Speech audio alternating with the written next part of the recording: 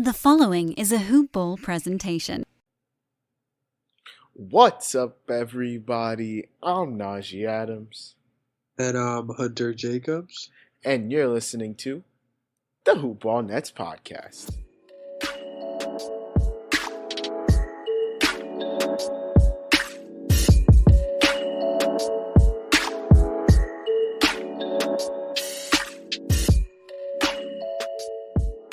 We're back. It is the eve of NBA action. So we're recording this, Monday night? So by the time you hear this, it'll be either Tuesday morning or Monday night, depending on when Dan decides to post it. Before we get into that, we have a lot to talk about today. Basically, we're going to go over the Nets and their re-signing of Taurean Prince. Briefly go over their final 3 preseason games. Talk about, basically give a regular season, broad NBA season preview, and then really drill into the Nets season preview and get all of that done on this podcast. But before we get into that, let me get through the intro. Make sure you subscribe to the podcast on iTunes. You can look us up by searching Hoop Ball Nets or Brooklyn Nets. Either way we come up, just hit that nice little subscribe button and leave a 5-star rating and review. All reviews are getting read on the podcast. Make sure you follow us on Twitter at HoopBallNets. We love to hear you guys' feedback, criticism, anything you want to say to us on Twitter. Make sure you tweet it at us, questions, anything like that. Shout out to Wine House Corner Coffee Company for sponsoring this podcast and every other Hoop Ball podcast. You can find them on Twitter at HIKONA Coffee, High Corner Coffee. Make sure you look their products up on Amazon. Leave a nice little review on their products as well. Let them know Hoop Ball Nets sent you. And shout out to Dash Radio, who I think I shouted out about 2 episodes ago. But we are now on Dash Radio on their Nothing But Net station. If you guys want to download that, you can go to the App Store, look up Dash Radio. Download that, listen to their Nothing But Net station. We're going to be periodically on that. They're going to be replaying our episodes, so make sure you guys go check that out. And boom, here we are. So, the Nets, they have re-signed Taurean Prince to a 2-year, $29 million contract. Well deserved. I also believe it's well-deserved, to be completely honest. It's funny because he was originally acquired in a deal to free up cap space. If you remember, we used to have Alan Crabb on the team. Look, I knew when we did that deal that we fleeced the Hawks. Oh, for sure. Prince and giving away that contract, I don't know why the Hawks agreed to it. I mean, because I feel like the Nets knew that they were landing at least one of Kyrie or KD. So they knew that they had some championship expectations, and the Hawks had the exact opposite of that. So I guess they figured, you know what? We'll take Alan Crabb from you. And also, I guess the Hawks had to free up that position so they can get Cam Reddish and DeAndre Hunter some minutes. Yeah, and the Hawks didn't want to extend Taurean Prince, which is obviously ironic because the Nets ended up extending him. And they had to do that before 6 p.m. today, which is Monday, or he would have became a restricted free agent this summer. A lot of players got extensions today. Fun fact, non-related Nets news, the extension Jaylen Brown got was the first time Danny Ainge has extended a rookie contract player since Rondo in 2009. Who's better, Jaylen Brown or Caris LeVert? I think we all know the answer is Caris LeVert. He's not. He just has had more opportunity, but he's not you don't think he's a better player? This season will determine who is the better player. They're both on even playing ground now in a similar situation. I agree. But yeah, so a lot of players, not just Jaylen Brown and Taurean Prince, DeJounte Murray got one. He also signed a sneaker deal today, so he bought in a bag today. Yeah, he also, his contract is a steal in my opinion because of his defensive prowess. 4 years, $64 million for a starting guard that plays great defense is a pretty good steal. And he gets a lot of rebounds. I don't remember if you remember. I don't know if you remember. But he used to have games where it'd be like 10 points, 12 rebounds. 8 Yeah, points, 16 rebounds. Like, he's a good all-around guard.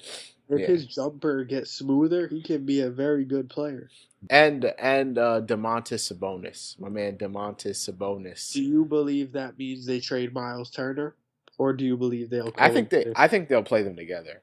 I think they know that Miles Turner is probably the best defensive, one of the best defensive big men in the league, up and coming.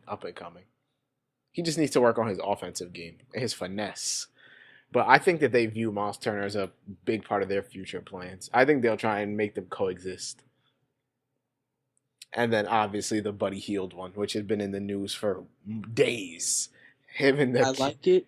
Buddy Hield's a good player. The only thing I don't know is how they'll be able to re-sign Fox and Bagley along with that. Because if I was them, I would have prioritized Fox and Bagley. Really? But if they have no way to afford all three, then so be it. Yeah, I mean, the crazy thing is, out of all the players we just named, Taurean Prince is the best one. I'm just not going to answer that. So, yeah, Taurean Prince, he got the 2-year, $29 million contract extension.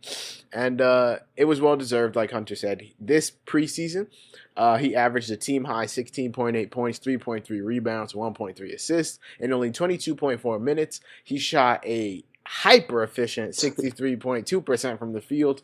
And another team-high, 69.6% from beyond the arc. So... that is unsustainable. Giving Joe Harris a run for his money. But I have said before, and I do believe Taurean Prince is an upgraded Damari Carroll in terms of his ability to shoot the ball. I have high hopes. I think he will make the Nets a much better team than people think without KD. Oh, yeah. I don't see the problem is, and we'll get to it later, they're going to play him out of position. Taurean Prince is not a 4. So I think he's going to get abused on the defensive side of things, which could hinder his play. Yeah, depending on the team. But if they're playing a big, traditional 6'9", 6'10" power forward. If they play the Pistons. It's cooking. Easy. Blake Griffin is going to destroy that young man. But that may be the one game you start Jared Allen and DeAndre Jordan. Yeah, exactly, because it's going to be tough. The Nets are not, they don't have a set power forward, a traditional power forward, which is probably one of their biggest weaknesses. But let's get into the preseason games. Just really quick, their preseason game 1.5, I guess, because they did play overseas. No, they did play that overseas team, so that counts. The center cooked them with 8 3-pointers. I can't remember his name. I cannot remember his name for the life of me. But they played that team, and DeAndre Jordan was getting fried on pick and pops. And so that counted as preseason game 1. So we're going to say this is preseason game 2, I guess. They played the Lakers.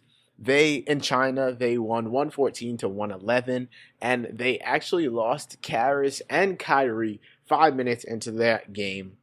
It wasn't a promising sight. It wasn't, because Kyrie got elbowed by Rondo in the face.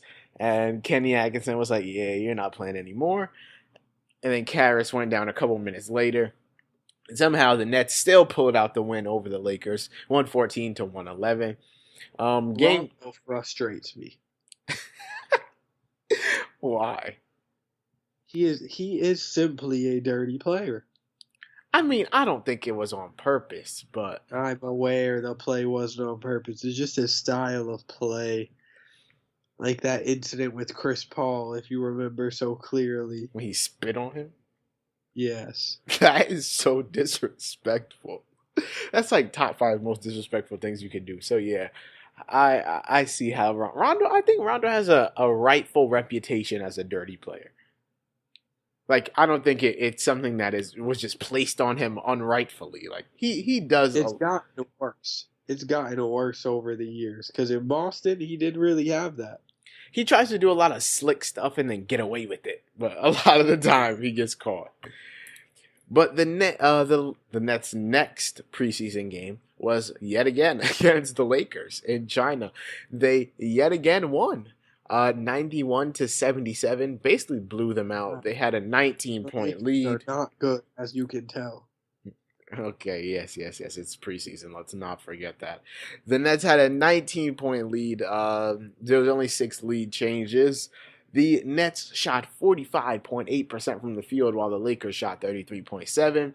The Nets shot 37.1% from 3, while the Lakers were 5 of 32 from the 3-point line. Oh, God. What? We're looking at all the bright spots, right?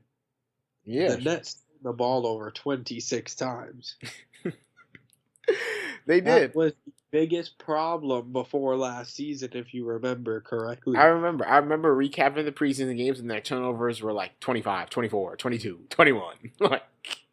Who had turnovers in this game? Let's go I need to see who we blame this on. The box score. Go over to Brooklyn. Turnovers. So Karras. Oh, boy. Karras had 4. David and Waba had 4. Rodions Kurucs had 4. Taurean Prince had 3. Henry Ellenson in 5 minutes. I would like to know he managed to get 2. Go 0 of 2 from the free throw line and have 2 turnovers and a foul. That's why he only played 5. Jack Dudley stat line. All right, what we're not going to do is clown my man Jared Dudley, because he went out on top as a net. Top 5 greatest nets of all time. You remember recapping those games. Those are the stat lines. Hey, respect the man. He's a great clubhouse presence and fights for his mans, but... I mean, you're right, and that's why he cemented his legacy as a top 5 net of all time. Jared Allen, 2 turnovers, and then Theo Pinson had 2, DeAndre Jordan had 1, and basically everyone on the team, not named, a whole bunch of people that are not going to play in the regular season. The only person that played minutes that didn't turn the ball over was Nick Claxton at 3 and 2. Exactly. So basically every net that will play in the regular season had a turnover. So there you go. Breaking down the box score more thoroughly, Karras, his best game of the preseason, 22 minutes, 22 points, 8 of 11 from the field, 3 of 5 from beyond the arc, 5 assists, 3 steals, 4 rebounds. Great game from Karras outside of the turnovers. Then moving on to the next game. Nobody else had a good performance, if we're being honest. Yeah, I mean, Taurean Prince played pretty well. 21 minutes, 14 points, 5 of 9 from the field. He's been super efficient. And then, Jared Allen played 20 minutes. DeAndre Jordan played 19 minutes. Were dreadful. Yeah, Spencer Dinwiddie was 1 of 5, so that's not great to see. Joe Harris was 1 of 6. Yeah, old reliable got to pick it up. Jared Allen, like I said, 20 minutes. DeAndre Jordan, 19 minutes. If Taurean Prince keeps this up, do we switch the nickname of Old Reliable over to him? I mean,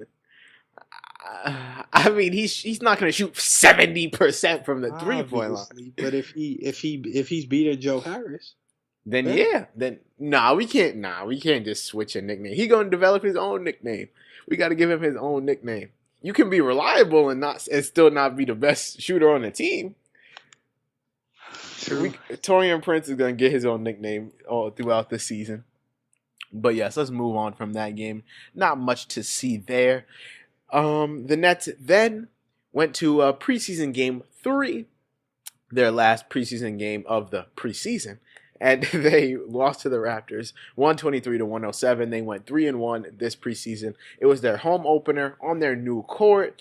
And the Raptors. Do you like the new court? I do. I like the gray. I like the little Brooklyn along like the sideline and everything like that. I think the new court looks fan. I would like to see them wear the graffiti jerseys on the new court. I would like to see the new court in person. Me too. Like, who wouldn't? And then, the Raptors were basically they destroyed the Nets the whole game. They were up 21 at half. The Nets were fatigued because they were coming back from China. And so just going to go over that game real quick. The Raptors, they're the Raptors. They're the defending champions, even though they don't have They scored Kawhi. 36 points in the second quarter. And their biggest lead was 22. They shot 51.1% from three and made 24 of them. Yeah, that was the Nets' biggest downfall. Their perimeter defense, to be completely honest. On the bright side, though, they did only have 14 turnovers. Yes. They did get out-rebounded, though, which I don't think that can't happen with DeAndre Jordan and Jared Allen. You cannot get out-rebounded. Offensive rebounded, but they're not going to out-rebound a team when the other team's shooting so much better than them. True. So, looking at the box score, Joe Harris went 2 of 5. He didn't have a great game yet again. He was 0 of 3 from the three-point line. Taurean Prince. Dinwiddie, 13 on 3 of 14 shooting. Yeah, minus 16 plus minus.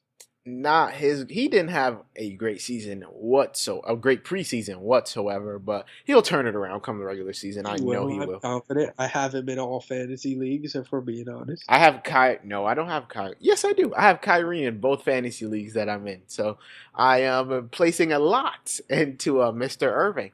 Taurean Prince, 20 minutes, 13 points. Continued his hyper-efficient preseason. Jared Allen played 18 minutes. DeAndre Jordan played 20 minutes. And Jared Allen's 18 minutes, he had 12 points and 7 rebounds. And DeAndre Jordan's 20 minutes, he had 5 points and 9 rebounds. So there's that.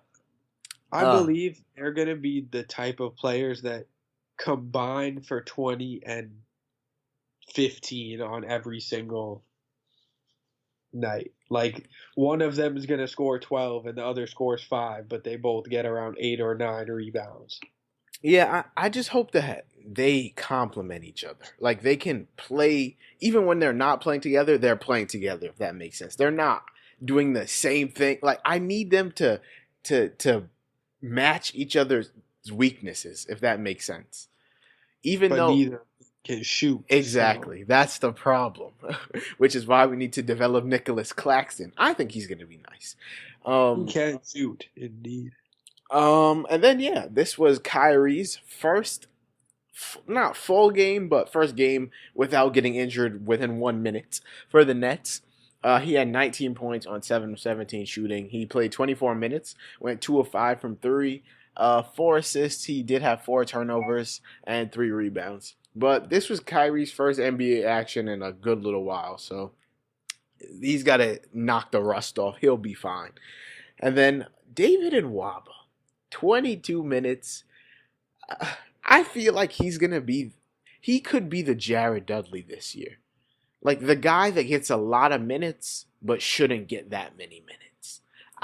And it's not even because I don't like David Nwaba, but in every single preseason game, he's gotten a good amount of minutes. Look, I believe the starting 5 from this game is going to start. But I do think that Crooks, Jordan, and Dinwiddie are going to be the next 3, obviously. It depends how deep they go into the bench for Nwaba to play. True. Because he will be the 9th or 10th man, depending on who they have higher, him or Garrett Temple. So, this just wasn't a great showing for the Nets, but it was great to see Kyrie out there in a Nets uniform getting buckets the best he could.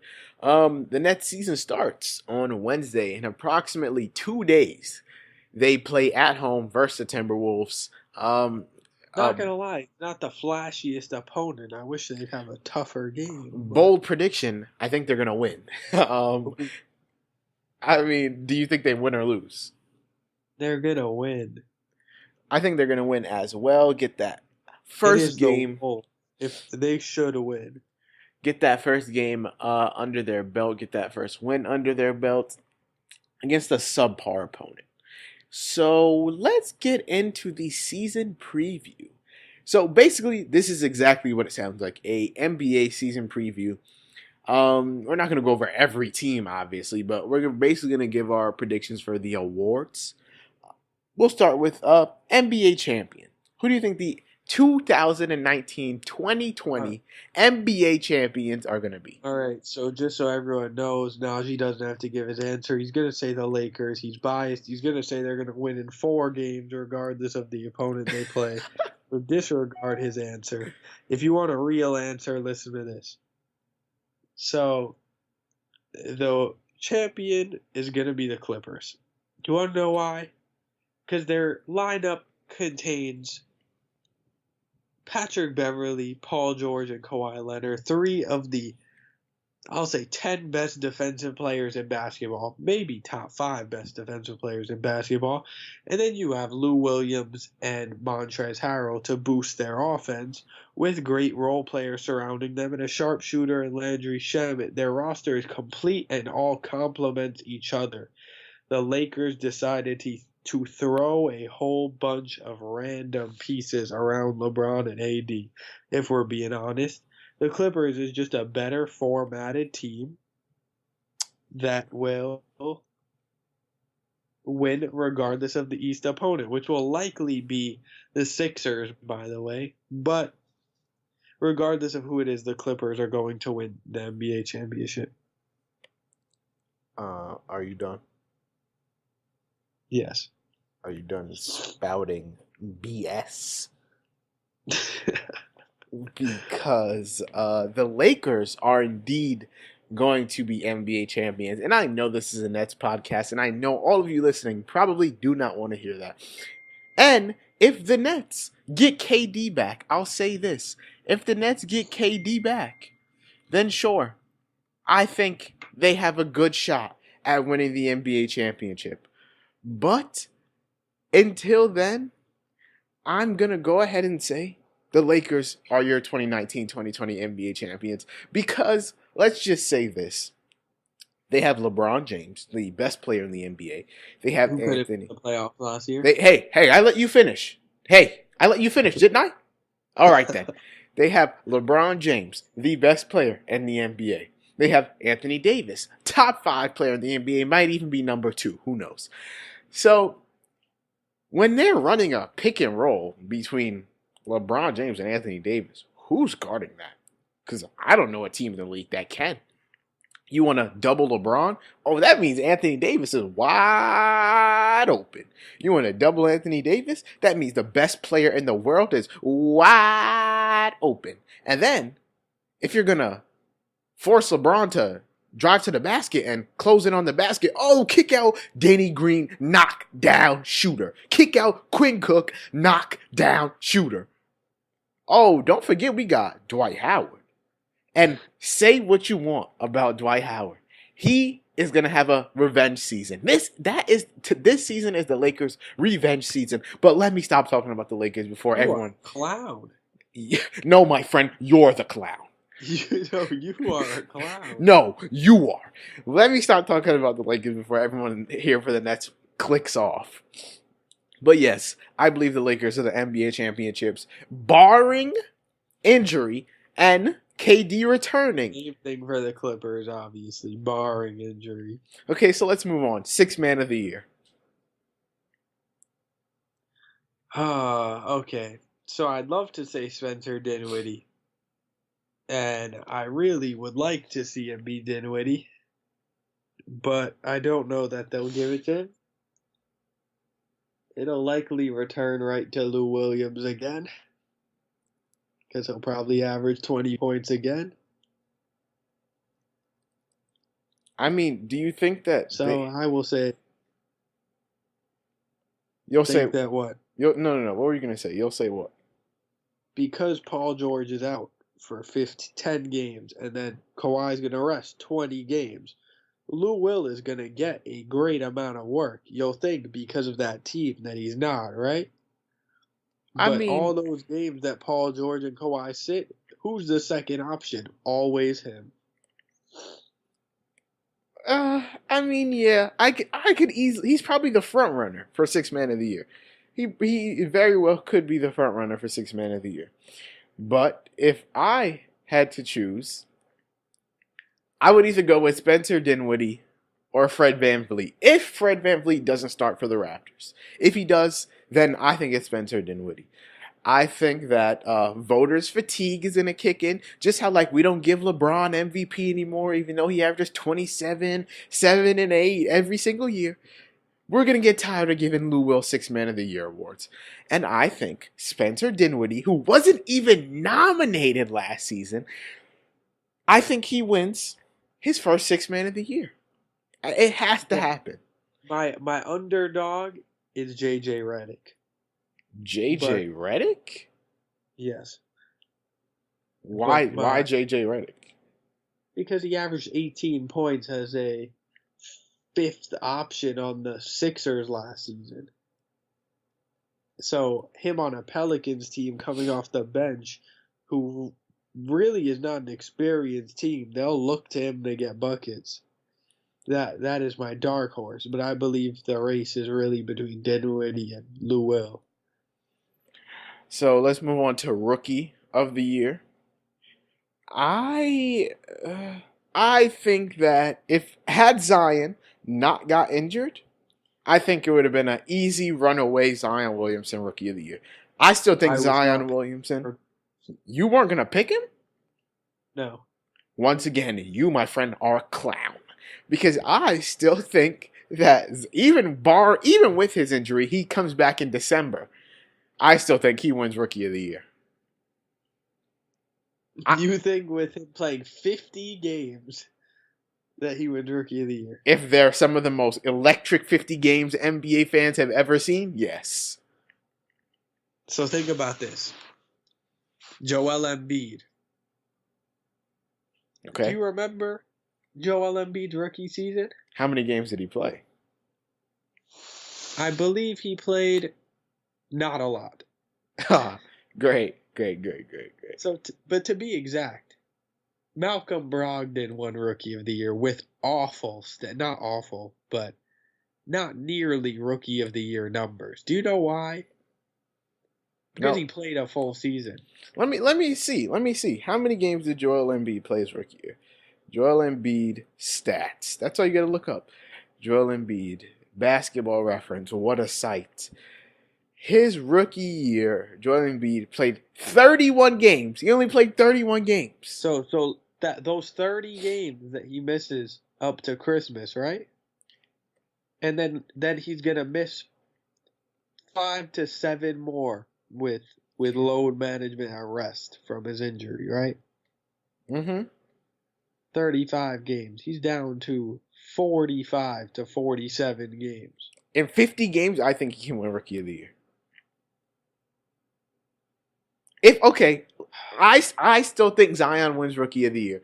If I didn't have to pick Zion, I would say Ja Morant. It's a no-brainer that it's between Ja Morant and RJ Barrett, and Ja Morant is going to win. You know, a dark horse. It's Tyler Hero. Nickeil Alexander-Walker. For me, it's Tyler Hero as the dark horse. I think he's been eating this preseason. Both of them have, Hero and Walker.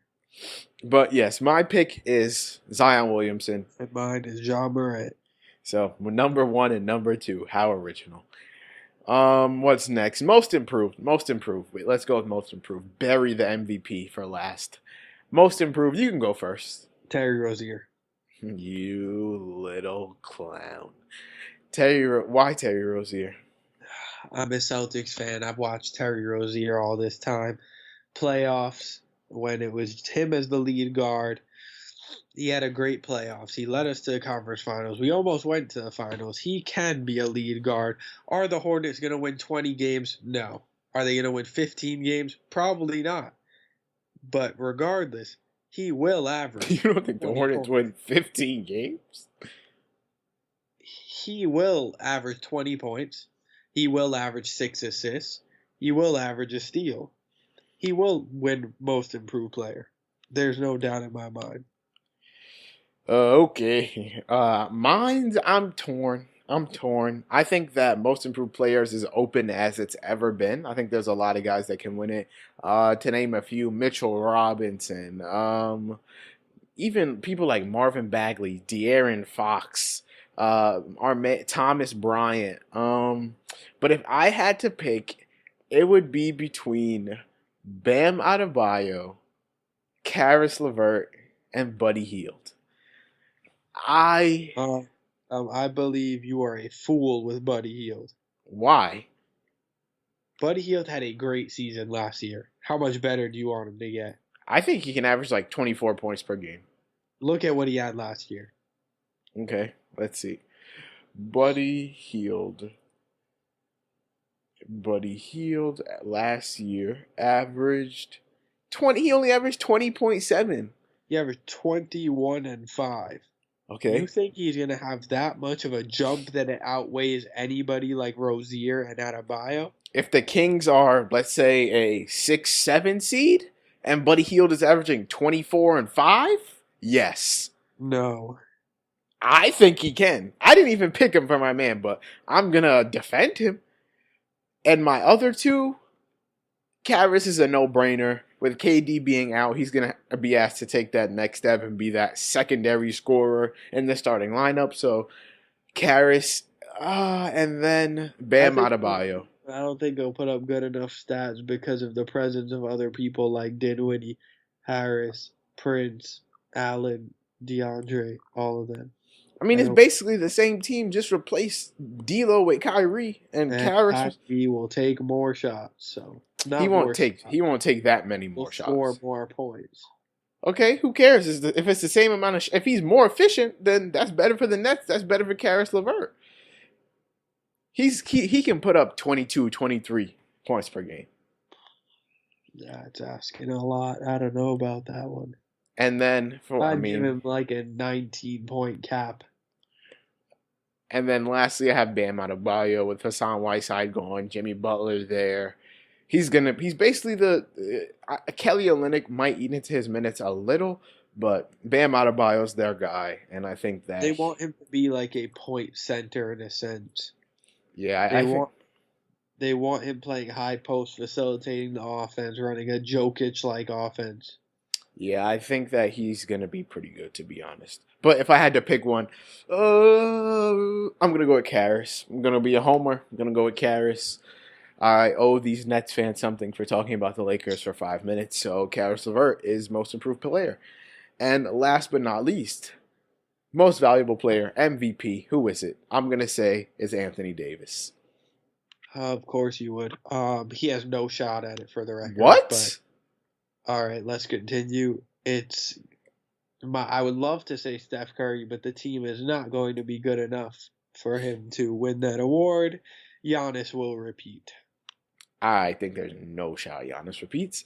I think Anthony Davis wins MVP. If the Lakers do what I think they're going to do, I think Anthony Davis averages some historic numbers and he wins MVP.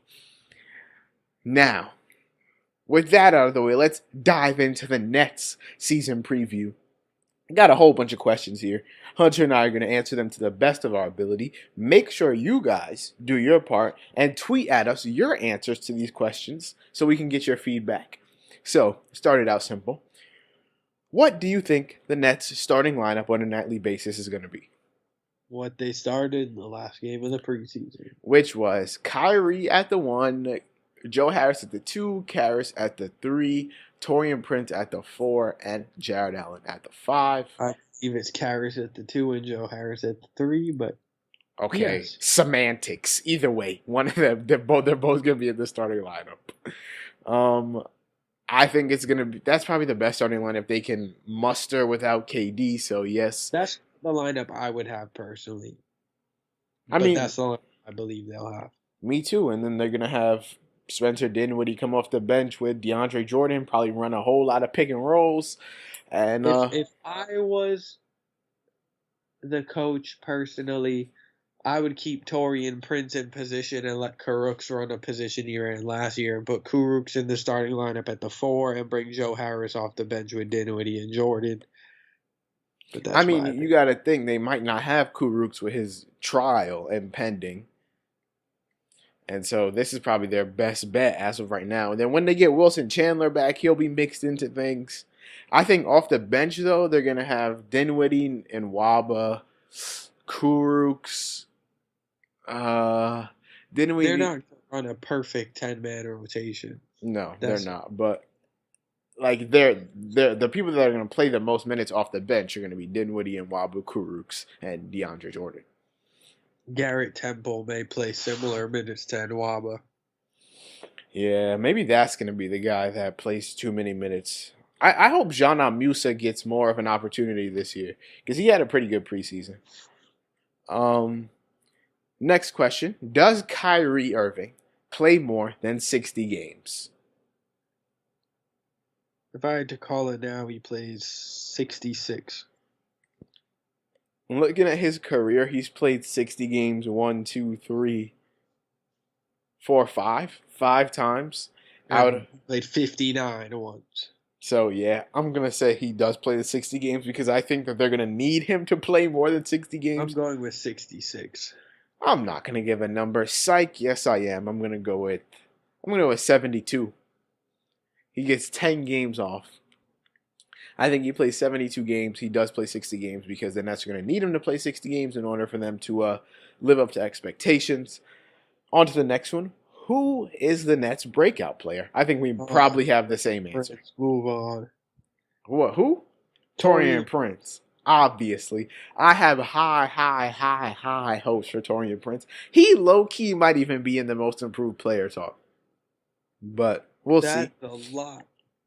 That is not true, but he's going to be good. So, move on. Who ends up being... See, when I was writing this one, who ends up being the more effective player and who ends up playing more minutes? DeAndre Jordan or Jared Allen? Because they can be two different things. Okay, so I believe that they will actually play a perfect split and that Jared Allen will have a slight edge on effectiveness. I think that one of the irritating parts of this season is gonna be Kenny Atkinson switching Jared Allen and DeAndre Jordan in and out of the lineup. I think that Jared Allen will be the more effective one, but I can see him playing DeAndre Jordan more minutes if the Nets get into situations where they need wins now because he's a veteran and he knows his way around the court better than Jared Allen. So that's going to be tough, but I think Jared Allen's the better player. Simple as that. All right, next 4 questions, speed questions. Let's go. Do the Nets make the playoffs? Yes. I think they make the playoffs too. Does Kevin Durant play this season? He can, but no. I think he plays this season. I believe they're going to be cautious, sit him out. No. I think he comes back in April. I would like him to come back. I don't think he will, though. I think he comes back in April and he plays the last 2 months of the season into the playoffs. What seed are the Nets and what is their final record? We've given like 18 final record predictions for the Nets, but this is the one that counts. I think 6 seed, 49 and 33. You think they're the 6th seed with almost 50 wins? 5th seed. 5th seed, 49 and 33. 5th seed. I'm gonna say they are the 4 seed because the Bucks, Celtics, 76ers are really the only people I can see being better than them. Maybe the Heat, but not likely. And I say they go 52. No, they're not winning 50 games. I say they go 45 and whatever 82 minus 45 is. 45 and 37. 45 and 37 is what I think the Nets record is. And 33. And I said 45 and 37. So, is Kyrie Irving an all-star this year? Yes. Do you think he starts? Yes, he's going to get the vote. I don't know if he'll start, but I think he'll be an all-star. Vote. I think he'll be an all-star. What is the Nets' biggest weakness? A shooting big man. I think it's their lack of length. I believe it's a shooting big man. Not having a stretch four, which is something we've talked about multiple times, is something that they should probably invest in. And I think that's one of their big weaknesses. But length and having Taurean Prince and Rodion Cruz be your primary power forwards is a problem. What is their biggest strength? Guard play. I think their biggest strength is their depth. They're almost 10 deep, 11 deep. Especially when Wilson Chandler comes back, they're super deep. So I think that's gonna lend to them winning a lot of games. That their guard play will take them above most teams. Does Joe Harris win the 3-point contest again? No, most people don't repeat. I don't think he will. I think he'll play in it again, and he may make the finals. I don't think he'll win it again. Will he lead the league in 3-point percentage again? No, but I think he'll shoot over 45%. Does Joe... Oh, I was about to ask you the same thing. Does Spencer Dinwiddie get his 6th Man of the Year? Consideration, yes, he gets nomination. I don't think that he will win it. How many buzzer beater wins and losses do you think the Nets have this season? If you had to put a number on it. Buzzer beater wins 4, losses 1. You think they lose only once to a buzzer beater? Yep. I'm going to go with wins 2, losses 2. I think they go even 2-2. Yeah, if Kyrie, I don't know about 2. I mean, there's, how many other clutch players in the league there are? You can say that about the best player on every team. No way. Most teams don't even have one clutch person. What are you saying? All right, Most so the Wizards can't say, we have Bradley Beal. What are his all-time clutch stats? I mean, I can't tell you that off the top of the dome. It won't work for Paul George, I'll tell you that. Okay, but it'll work for Kawhi. It'll work for Harden. It'll work for Harden in the regular season. Yeah, so these are the 2 most important ones for me. What is the worst case scenario for the Nets this season? Kyrie Irving gets hurt in this playoffs. I think that is obviously worst case. Kyrie Irving suffers a long-term injury that keeps him out for the majority of the season, and the Nets miss the playoffs. Is worst case scenario for the Nets, obviously. Also, I think Caris LeVert not taking some sort of jump would be a bad, not a great situation for the Nets. And then, last but not least, what is the best case scenario for the Nets this season? Kevin Durant returns on March 1st, like we said that he could, and the Nets win the NBA championship.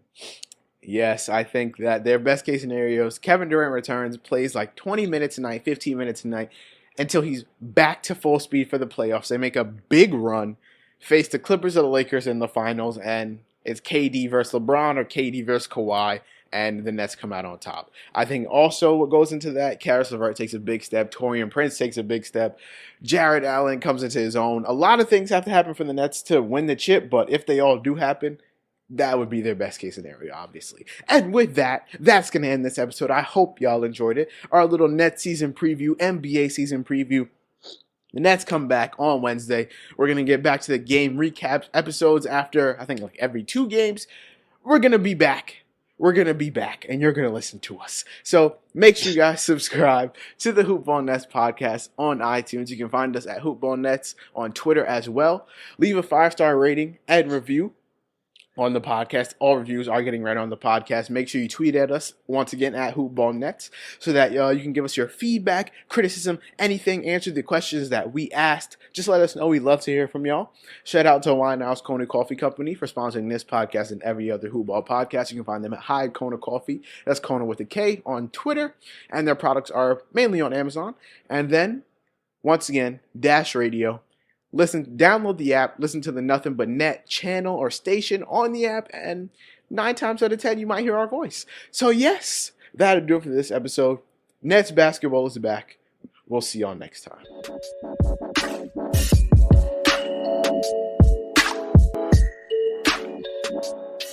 This has been a Hoop Ball presentation.